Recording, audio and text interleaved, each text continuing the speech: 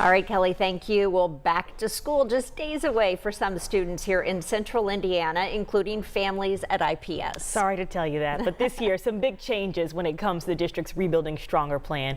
Our Samantha Johnson is live downtown this morning, and Sam, we know some of the challenges addressed in this plan really go back decades. That's right, Julia and Julia. In fact, we know that one of the biggest priorities in this plan is to make sure that all students across the district have equal opportunities when it comes to this education. And we know that this challenge actually dates all the way back to the desegregation of schools here in Indianapolis. Now, we talked to a few of the district leaders who tell us IPS desegregated its schools in 1973.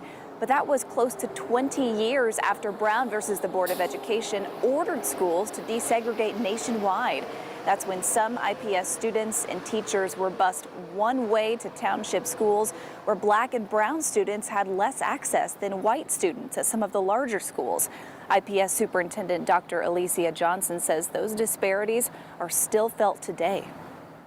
We can do something about that. Certainly those policies weren't put into place maliciously or intentionally to create that outcome. But once we saw the data that said, okay, but this is what's happening, we can and we should and we must do something about that.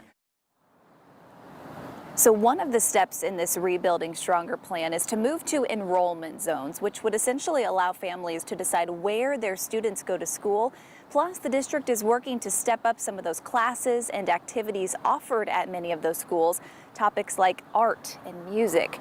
Now, as we look ahead to this year, we know the first day of school for students is coming up pretty soon. That's on July 31st. Julia and Julia, we've got all the details about this Rebuilding Stronger plan so far on our website. That's online right now at WTHR.com. All right, so important, and really looking forward to all those changes and how they benefit the students, in particular this school year. Thanks, Sam.